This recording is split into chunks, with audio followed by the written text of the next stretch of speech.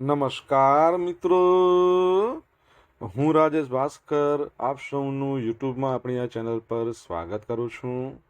મિત્રો, આજે આપણે તારીખ 31મી મે 2026ના કેટલાક મોસ્ટ ઇમ્પોર્ટન્ટ કરંટ અફેર અને અગાઉની પરીક્ષામાં પૂછાયેલા કેટલાક ઇમ્પોર્ટન્ટ પ્રશ્નો વિશે ડિટેલમાં ચર્ચા કરીશું, જે આપને આવનારી પરીક્ષા માટે ખૂબ જ ઉપયોગી સાબિત થશે.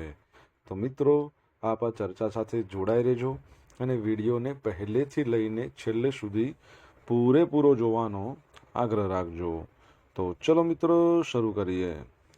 શરૂઆત કરતાં પહેલાં જણાવી દઉં કે જો તમારે આપણી આ યુટ્યુબ ચેનલને સબસ્ક્રાઇબ કરવાનું બાકી હોય તો ચેનલને સબસ્ક્રાઇબ કરજો, નોટિફિકેશન બેલ આઇકોનને પ્રેસ કરીને.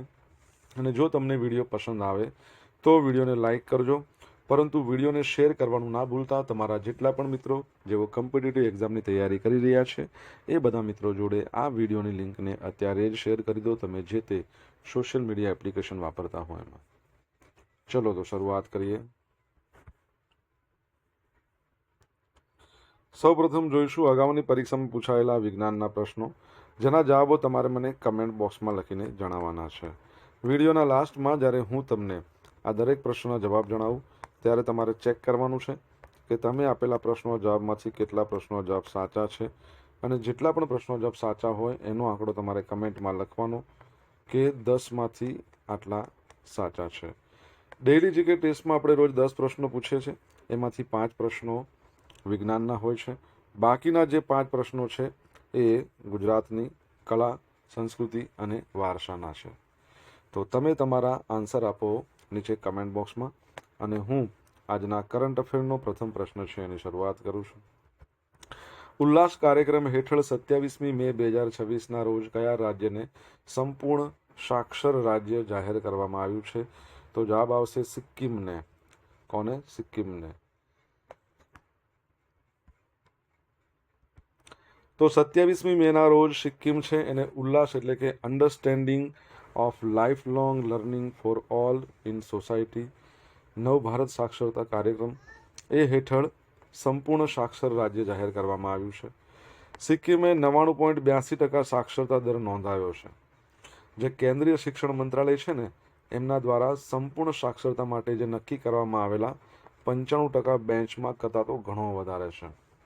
એટલે કેન્દ્ર સરકાર એવું કહી રહી છે કે સપોઝ કોઈ રાજ્ય છે એમાં સાક્ષરતા દર 95% થઈ ગયો એટલે 100% સાક્ષર રાજ્ય ઘોષિત કરી શકે છે.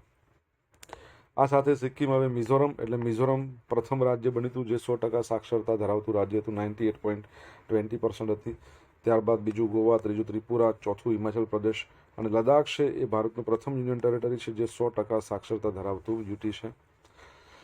ગંગટોક સ્થિત મનન કેન્દ્ર ત્યાં યોજાયો હતો સિક્કિમ યુનિવર્સિટી એનો 7મો દીક્ષાંત સમારોહ. એમાં સિક્કિમના મુખ્યમંત્રી પ્રેમસિંહ તમાંગ એમણે હાજર હતા અને એમણે આ ઐતિહાસિક જાહેરાત કરી છે. આ પ્રસંગે આપણા ભારતના જે 15મા નંબરના રાષ્ટ્રપતિ શ્રીમતી દ્રૌપદી મુર્મુ, રાજ્યપાલ સિક્કિમના ઓમ પ્રકાશ માથુર પણ ઉપસ્થિત રહ્યા હતા.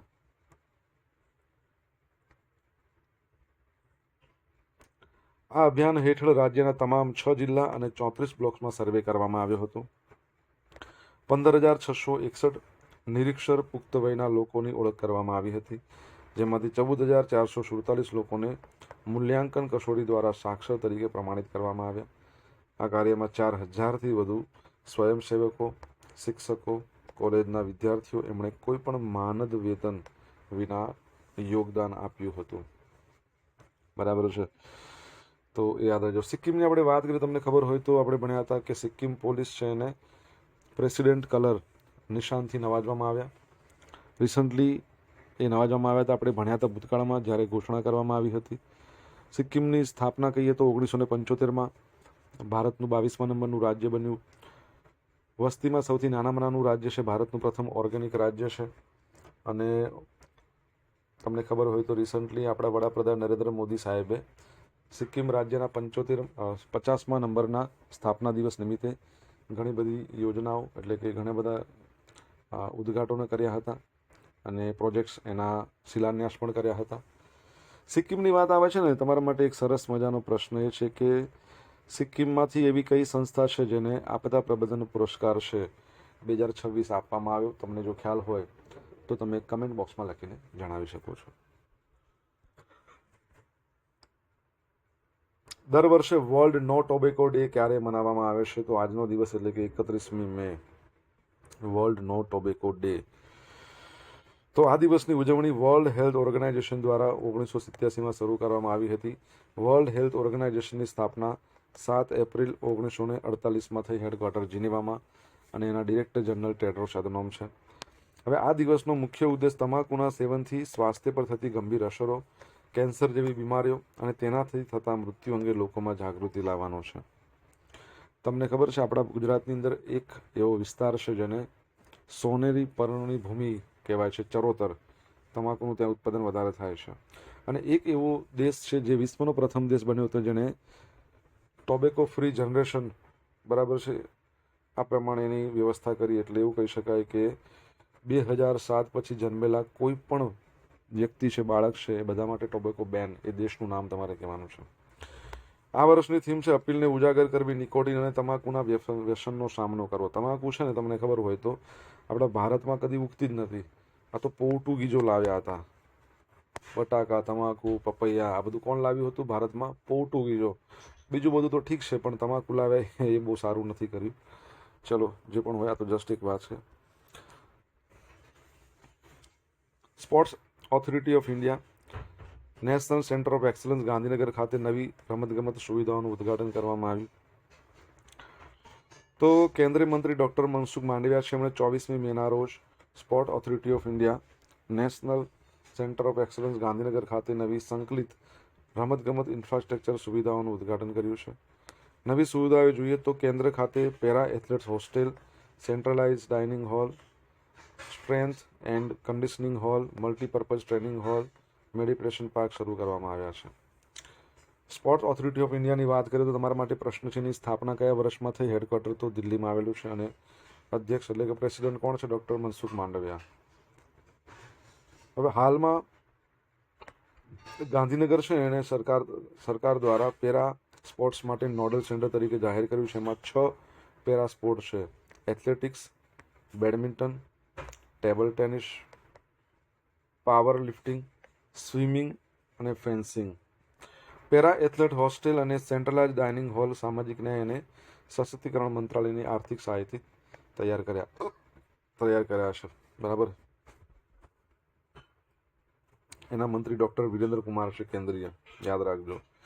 મિત્રો, વિડીયો પસંદ આવ્યો હોય, ભણવાની મજા આવી હોય તો વિડીયોને લાઇક કરી દો, તમારા મિત્રો જોડે વિડીયોની લિંકને શેર કરી દો. આપણી બંને યુટ્યુબ ચેનલ રાજેશ ભાસ્કર 2ને સબસ્ક્રાઇબ કરો, નોટિફિકેશન બેલ આઇકોનને પ્રેસ કરીને. જો તમારે ડેલી કરંટ અફેરની પીડીએફ જોઈતી હોય તો આપણી ટેલિગ્રામ ચેનલને જોઈન કરી લો. ડેલી કરંટ અફેરની પીડીએફ તમને જોવા મળશે, સાથે તમને પોલ્સ પણ રમવા મળશે. 29મી મે 2026ના રોજ ભારતીય નૌકાદળના 48મા vice chief of naval staff તરીકે કોણે ચાર્જ સંભાળ્યો છે? તો જવાબ આવશે વાઇસ એડમિરલ અજય કોચ્ચર. તો વાઇસ એડમિરલ અજય કોચ્ચરે 29મી મેના રોજ ભારતીય નૌકાદળના 48મા vice chief of naval staff તરીકેનો કાર્યભાર સંભાળ્યો છે. તેઓ 37 વર્ષથી વધુ પ્રતિષ્ઠિત લશ્કરી કારકિર્દી ધરાવે છે. આ પદ સંભાળતા પહેલા તેઓ અંદમાન અને નિકોબાર કમાન્ડના કમાન્ડર ઇન ચીફ તરીકે સેવા આપી રહ્યા હતા. સેવા પ્રારંભ: તેઓ 1 જુલાઈ 1988ના રોજ ભારતીય નૌકાદળમાં સામેલ થયા હતા. પ્રતિષ્ઠિત નેશનલ ડિફેન્સ એકેડમી, પુણેના ભૂતપૂર્વ વિદ્યાર્થી છે. તેઓ ગનરી અને મિસાઇલ સિસ્ટમના નિષ્ણાંત છે. મુખ્ય કમાન્ડ એમને આઈએનએસ વિનાશક, આઈએનએસ વિભૂતિ, આઈએનએસ કિરપાણ, આઈએનએસ ત્રિકંદ અને ભારતનું પ્રખ્યાત એરક્રાફ્ટ કેરિયર આઈએનએસ વિક્રમાદિત્ય, એના પર કમાન્ડિંગ ઓફિસર તરીકે ફરજ બજાવી છે. આ ઉપરાંત તેઓ વેસ્ટર્ન ફ્લીટના કમાન્ડર પણ રહી ચૂક્યા છે. મહત્વપૂર્ણ ઓપરેશન વેસ્ટર્ન નેવલ કમાન્ડના ચીફ ઓફ સ્ટાફ તરીકે એમનું જે કાર્યકાળ હતું એ દરમિયાન ઓપરેશન સિંદૂર હેઠળ હાઈ ટેમ્પો નેવલ ઓપરેશનનું સફળતાપૂર્વક નેતૃત્વ કર્યું હતું. તેમની અસાધારણ સેવા અને માટે એમને વર્ષ 2022માં અતિ વિશિષ્ટ સેવા મેડલ અને પરમ વિશિષ્ટ સેવા મેડલ એનાયત કરવામાં આવ્યા છે. ઓકે, તો યાદ રાખજો. તમને ખબર છે આપણા ઇન્ડિયન નેવી છે એના ચીફ પણ નવા આવ્યા છે. કોણ છે? કમેન્ટ બોક્સમાં લખીને જણાવો. Janani journey of antenatal natal and neonatal integrated care. જર્નીનું ફૂલ ફોર્મ છે journey of antenatal natal and neonatal integrated care. આ પ્લેટફોર્મ કયા મંત્રાલય દ્વારા લોન્ચ કરવામાં આવ્યું છે? તો આપણું સ્વાસ્થ્ય અને પરિવાર કલ્યાણ મંત્રાલય દ્વારા, જેના મંત્રીનું નામ તો તમે જ મને કહેશો, કમેન્ટ બોક્સમાં લખીને જણાવશો. તો ભારતનું કેન્દ્રીય સ્વાસ્થ્ય અને પરિવાર કલ્યાણ મંત્રાલય છે અને માતૃત્વ અને બાળ સ્વાસ્થ્ય સેવાઓને વધુ મજબૂત બનાવવા માટે જનની પ્લેટફોર્મ લોન્ચ કર્યું છે. આ ડિજિટલ પ્લેટફોર્મનો હેતુ પ્રજનન અવસ્થાઓ દરમિયાન મહિલાઓના સ્વાસ્થ્યનું સચોટ મોનિટરિંગ કરવાનો અને સેવાઓની પહોંચ સુધારવાનો છે. જનની શું છે? જનનીનું પૂરું નામ છે journey of antenatal natal and neonatal integrated care. એક વ્યાપક ડિજિટલ હેલ્થ કેર પ્લેટફોર્મ છે. આ શું કરે? તો ગર્ભાવસ્થાથી લઈને નવજાત બાળકની સંભાળ સુધીના તમામ તબક્કાના હેલ્થ રેકોર્ડ જાળવે, ડેટા જાળવે બધા. મુખ્ય વિશેષતા તો સંકલિત સંભાળ, ગર્ભાવસ્થાની પૂર્વે એટલે કે એન્ટીનેટલ કેર, પછી પ્રસૂતિ દરમિયાન અને પ્રસૂતિ પછીની સંભાળ, અને બાળ રોગ સેવાઓનું ડિજિટલ ટ્રેકિંગ બધું રાખે. જોખમોની વહેલી ઓળખ, સતત મોનિટરિંગ દ્વારા ગર્ભાવસ્થા કે બાળપણ દરમિયાન ઊભા થતા સ્વાસ્થ્ય જોખમોને વહેલા ઓળખી શકાય છે, તેથી મૃત્યુદરમાં ઘટાડો લાવી શકાય છે. કેન્દ્રીકૃત સિસ્ટમ, દર્દી જ્યારે એક હોસ્પિટલથી બીજી હોસ્પિટલમાં જાય ત્યારે તેના મેડિકલ હિસ્ટ્રી અને રેકોર્ડ્સ ઓનલાઈન ઉપલબ્ધ હોવાથી સારવારમાં સાતત્ય રહે છે. અમલીકરણ, આ પ્લેટફોર્મ આશા વર્કર્સ છે. આશા એટલે કે એક્રિડેટેડ સોશિયલ હેલ્થ એક્ટિવિટીઝ, ANMS, તો ઓક્ઝિલરી નર્સ, મિડવાઇફ્સ અને આંગણવાડી કાર્યકરો એ બધી મહત્વની ભૂમિકા ભજવશે. જનનીનું ફૂલ ફોર્મ છે ને એ પરીક્ષામાં પૂછાય એવી શક્યતા છે, યાદ રાખી લેજો તમે. બરાબર છે. ખાસ રાજેશ કુમાર સિંહને DRDOના ચેરમેન તરીકે વધારાનો ચાર્જ સોંપવામાં આવ્યો છે. તો તમને ખ્યાલ છે કે આપણા કેન્દ્રીય સંરક્ષણ સચિવ છે રાજેશ કુમાર સિંહ, એમને department of defence research and development એના સેક્રેટરી પણ બનાવવામાં આવ્યા છે. પછી defence research and development organisation એટલે કે DRDOના ચેરમેન તરીકે વધારાનો ચાર્જ આપ્યો છે. કેમ કે 31મી મેના રોજ આપણા હાલના જે DRDOના ચેરમેન ડૉક્ટર સમીર વી કામતનો કાર્યકાળ પૂરો થઈ જશે, એટલે આજે જ પૂરો થવાનો છે એમ. નવી નિમણૂક, કેબિનેટની નિમણૂક સમિતિ છે ને એને 29મી મેના રોજ રાજેશ કુમાર સિંહને વધારાના ચાર્જ સોંપ્યાનો આદેશ જાહેર પાડ્યો હતો. અધિકારી વિશે, રાજેશ કુમાર સિંહ કેરળ કેડરના 1989 બેચના IS અધિકારી છે. 1 નવેમ્બર 2024થી ભારતના સંરક્ષણ સચિવ તરીકે સેવા આપી રહ્યા છે. DRDOની વાત કરીએ, 1 જાન્યુઆરી 1958માં એની સ્થાપના થઈ. હેડક્વાર્ટર નવી દિલ્હીમાં છે. મુદ્રા લેખ તો તમારે જ કહેવાનો છે, કમેન્ટ બોક્સમાં લખજો આન્સર આવડતો હોય તો. સોશિયલ મીડિયાના માધ્યમથી તમે મારી સાથે કનેક્ટ રહી શકો છો. ઇન્સ્ટા આઈડી છે આપણું rajesh.i.bhaskar, ફેસબુક આઈડી છે RI ભાસ્કર, અને ટેલિગ્રામ ચેનલ આપણી છે રાજેશ ભાસ્કર, જ્યાં તમને ડેલી કરંટ અફેરની PDF મળશે અને પોલ્સ પણ રમવા મળશે. જો ભણવાની મજા આવી હોય તો વિડીયોને એક લાઇક કરો, તમારા મિત્રો જોડે વિડીયોની લિંકને શેર કરો. ચેનલ સબસ્ક્રાઇબ કરવાની બાકી હોય તો ચેનલ સબસ્ક્રાઇબ કરો, નોટિફિકેશન બેલ આઇકોનને પ્રેસ કરીને. પેરા જ્વેલિન થ્રોવર સુમિત અંતિલે બેંગલુરુમાં કેટલા મીટર દૂર ભાલો ફેંકી નવો રેકોર્ડ બનાવ્યો છે? તો જવાબ આવશે 74.82 મીટર. તો ભારતના સ્ટાર પેરા જ્વેલિન થ્રોવર સુમિત અંતિલ બેંગલુરુમાં યોજાયેલી 8મી ઇન્ડિયન ઓપન પેરા એથ્લેટિક્સ ચેમ્પિયનશિપમાં નવો ઇતિહાસ રચ્યો છે. એમણે મેન્સ જ્વેલિન થ્રો F64 સ્પર્ધામાં 74.82 મીટર દૂર ભાલો ફેંકી પોતાનો જૂનો રેકોર્ડ તોડ્યો છે. તેમનો જૂનો રેકોર્ડ 73.29 મીટરનો હતો. સુમિતે પોતાના 5મા પ્રયાસમાં સિદ્ધિ મેળવી છે. 7 વખત રેકોર્ડ તોડેલો છે. અત્યાર સુધી એમણે 7 વાર વર્લ્ડ રેકોર્ડ તોડ્યા છે. પ્રથમ વર્લ્ડ રેકોર્ડ જૂન 2019 ઇટલીમાં 60.45 મીટરનો થ્રો કર્યો હતો. વિચાર કરો કે 60.45નો પહેલો રેકોર્ડ તોડ્યો હતો, અત્યારે પોતાનો જ રેકોર્ડ તોડીને ક્યાં સુધી પહોંચ્યા છે? 74.82, 14 મીટર. આટલું બધું એમણે વધારો કર્યો, એટલે બહુ જોરદાર કહી શકાય. ટોક્યો પેરાલિમ્પિક્સની વાત કરીએ, 2021માં યોજાયો હતો ને એમાં ફાઇનલમાં એક જ મેચમાં 3 વર્લ્ડ રેકોર્ડ તોડ્યા હતા. ગોલ્ડ મેડલ જીત્યો હતો. અને ટોક્યો ઓલિમ્પિકની વાત કરીએ, એમાં જે આપણા ભારતના સ્ટાર જ્વેલિન થ્રોવર, શું નામ હતું, નીરજ ચોપડા, એમણે પણ ગોલ્ડ લાવ્યા હતા. એ જે તારીખે ગોલ્ડ લાવ્યા હતા એને ભારતમાં આપણે જ્વેલિન થ્રો ડે કહીએ છીએ. કઈ તારીખે આવે તમારે જણાવવાનું છે.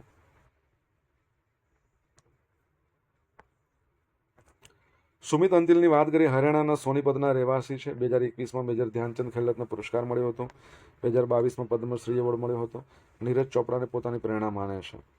F64 કેટેગરી એવો ખેલાડીની સ્પર્ધા એવી છે જેમાં પગ એના ઘૂંટણની નીચેથી કપાયેલો હોય. તેઓ દોડવા તેમજ થ્રો કરવા માટે કાર્બન ફાઇબરથી બનેલા કૃત્રિમ પગનો ઉપયોગ કરે છે. ઓકે. જયંત મહેતા સરદાર પટેલ કોઓપરેટિવ ડેરી ફેડરેશન લિમિટેડના પ્રથમ અધ્યક્ષ બન્યા છે. અમૂલ આણંદ મિલ્ક યુનિયન લિમિટેડના જે MD છે એમણે 8મી મેના રોજ સર્વાનુમતે સરદાર પટેલ કોઓપરેટિવ ડેરી ફેડરેશન લિમિટેડના પ્રથમ અધ્યક્ષ તરીકે ચૂંટવામાં આવ્યા છે. આ સાથે સંગ્રામ ચૌધરીને ફેડરેશનના ઉપાધ્યક્ષ. અમૂલની વાત કરીએ, આણંદ મિલ્ક યુનિયન લિમિટેડ 1946માં સ્થાપના, હેડક્વાર્ટર આણંદમાં છે. એની સ્થાપના કોણે કરી હતી? સ્થાપકનું નામ તમારે જણાવવાનું છે કમેન્ટ બોક્સમાં લખીને. Sardar Patel cooperative dairy federation લિમિટેડની વાત કરીએ તો ભારતનું નવું રચાયેલું મલ્ટી સ્ટેટ કોઓપરેટિવ ફેડરેશન છે. ઉદ્ઘાટન 6 જુલાઈએ, બરાબર છે. ગ્રામીણ વિકાસ દિવસ 6 જુલાઈ આપણે મનાવીએ છીએ, યાદ રાખજો. તો 6 જુલાઈના રોજ સહકાર મંત્રી આપણા કેન્દ્રીય છે, ગૃહમંત્રી છે કેન્દ્રીય, અમિત શાહ એમના દ્વારા કરવામાં આવ્યું. ચૂંટણી યોજાઈ Amul dairy Gandhinagar, Amul fed dairy. બોર્ડનું માળખું, આ ફેડરેશનના બોર્ડમાં ગુજરાતના 10 સભ્યો યુનિયનના પ્રતિનિધિઓ, આ ઉપરાંત આસામ, મહારાષ્ટ્ર, યુપી એની સહકારી દૂધ મંડળીઓ એના 3 પ્રતિનિધિઓનો સમાવેશ થાય છે. કાર્યકાળ, ફેડરેશનનો કાર્યકાળ 5મી મે 2026થી શરૂ કરીને 5 વર્ષ માટે રહેશે. મહત્વ, આ ફેડરેશન વિવિધ રાજ્યોના દૂધ ઉત્પાદકો વચ્ચે સહકાર અને સંકલન વધારવા માટે કામ કરે છે. અગાઉની પરીક્ષામાં પૂછાયેલા વિજ્ઞાનના પ્રશ્નો જોઈ લે. કીમોથેરાપી કયા રોગની સારવારમાં કરાય છે? કેન્સર. નીચેનામાંથી કઈ એક બાબત અને તબીબી વિજ્ઞાન સાથે સંબંધ નથી? સિસ્મોગ્રાફ, બરાબર છે. ભૂકંપ આવે ને તો એને માપવા માટે. સુપરસોનિક શું? તો જે વાહનની ઝડપ અવાજ કરતાં વધારે હોય એને સુપરસોનિક કહેવાય. અવાજથી ઓછી હોય એને સબસોનિક. અવાજ એટલે કે ધ્વનિ, એની હવામાં સ્પીડ 1, 2, 3, 5 કિલોમીટર પ્રતિ કલાક. ટેલિફોનની શોધ એલેક્ઝાન્ડર ગ્રેહામ બેલ. હીરાના વજનમાં 1 કેરેટ એટલે કેટલા ગ્રામ થાય? 0.2 ગ્રામ. અગાઉની પરીક્ષામાં પૂછાયેલા ગુજરાતની કળા સંસ્કૃતિ વારસાના પ્રશ્નો જોઈ લઈએ. પહેલો પ્રશ્ન, ગુજરાતમાં મધુપુરી તીર્થધામ ક્યાં આવેલું છે? મહુડી. ગઝલ વિશ્વ સામાયિક કઈ સંસ્થા પ્રગટ કરે છે? વલી ગુજરાતી ગઝલ કેન્દ્ર. મિથ્યાભિમાન નાટકના રચયિતા કોણ છે? કવિ દલપતરામ. ભવાઈના રચયિતા અસાઈદ ઠાકર. ખંભાળિયા માતાનું પવિત્ર સ્થાનક માંડલ કયા જિલ્લામાં છે? તો આપણા અમદાવાદમાં છે. હવે ગઈકાલે પૂછેલા પ્રશ્નો જવાબ. પહેલો પ્રશ્ન, ગુજરાત સરકારે વોટ્સઅપ ચેટબોટ શરૂ કરવા કઈ કંપની સાથે કરાર કર્યા? તો મેટા સાથે. તાજેતરમાં કોણે IPLની સિઝનમાં સૌથી વધુ સિક્સરનો ક્રિસ ગેલનો રેકોર્ડ તોડ્યો? વૈભવ સૂર્યવંશી. હવે આપણે જોઈશું આજે પૂછેલા પ્રશ્નો જવાબ. પહેલો પ્રશ્ન શું હતો? તો સિક્કિમનું કઈ સંસ્થા છે? સિક્કિમ સ્ટેટ ડિઝાસ્ટર મેનેજમેન્ટ ઓથોરિટીને 2026ના વર્ષનો આપદા પ્રબંધન પુરસ્કાર મળ્યો છે. ટોબેકો ફ્રી નેશન એટલે કે ટોબેકો ફ્રી એક આખું જનરેશન 2007થી જન્મેલા જેટલા પણ બાળકો છે બધા માટે ટોબેકો બેન માલદીવે શરૂઆત કરી, બરાબર છે. ત્રીજો પ્રશ્ન, સ્પોર્ટ્સ ઓથોરિટી ઓફ ઇન્ડિયાની સ્થાપના 1984. ચોથો પ્રશ્ન, આપણા ઇન્ડિયન નેવી છે એના નવા ચીફ આવ્યા, એમનું નામ શું છે? તો કૃષ્ણા સ્વામીનાથન. 5મા નંબરનો પ્રશ્ન, કેન્દ્રીય સ્વાસ્થ્ય મંત્રીનું નામ શું છે? JP નડ્ડા. 6 નંબરનો પ્રશ્ન, DRDOનો મુદ્રાલેખ શું છે? તો બલસ્ય મૂલમ વિજ્ઞાનમ. Strength origin is in science. 7મા નંબરનો પ્રશ્ન, જ્વેલિન થ્રો ડે ભારતમાં ક્યારે મનાવવામાં આવે છે? 7 ઓગસ્ટ 2021ના રોજ. તમને ખબર છે કે નીરજ ચોપડા ગોલ્ડ મેડલ લાવ્યા હતા. 8મો પ્રશ્ન, અમૂલની સ્થાપના કોણે કરી હતી? તો ત્રિભુવનદાસ પટેલ. ઓકે, તો એ યાદ રાખજો. હવે ગઈકાલના કરંટ અફેરમાંથી પૂછેલા કેટલાક ઇમ્પોર્ટન્ટ પ્રશ્નો જેના જવાબો તમારે કમેન્ટમાં લખવાના. પહેલો પ્રશ્ન, અદાણી ગ્રીન એનર્જી લિમિટેડે ગુજરાતના કયા સ્થળે 3.37 ગીગાવોટ અવરનો વિશાળ બેટરી સ્ટોરેજ પ્રોજેક્ટ શરૂ કર્યો છે? સેકન્ડ પ્રશ્ન કે વર્ષ 2026માં મુખ્ય આંતરરાષ્ટ્રીય યોગ દિવસના કાર્યક્રમનું આયોજન ભારતના કયા શહેરમાં કરવામાં આવશે? તમને જવાબ આવડે તો કમેન્ટ બોક્સમાં લખીને જણાવજો. આ હતા આજના દિવસના કેટલાક મોસ્ટ ઇમ્પોર્ટન્ટ કરંટ અફેર. સાથે આપણે જોયું અગાઉની પરીક્ષામાં પૂછેલા કેટલાક ઇમ્પોર્ટન્ટ પ્રશ્નોના જવાબોની સાથે. આશા રાખું બધાને ભણવાની મજા આવી છે. મજા આવી વિડીયોને લાઇક કરો, તમારા મિત્રો જોડે વિડીયો લિંકને શેર કરો. આપણી બંને યુટ્યુબ ચેનલ રાજેશ ભાસ્કર 2ને સબસ્ક્રાઇબ કરો, નોટિફિકેશન બેલ આઇકોનને પ્રેસ કરીને. તો thank you so much for watching this video. Have a nice day. Jai Hind, જય ભારત, જય જય ગરવી ગુજરાત.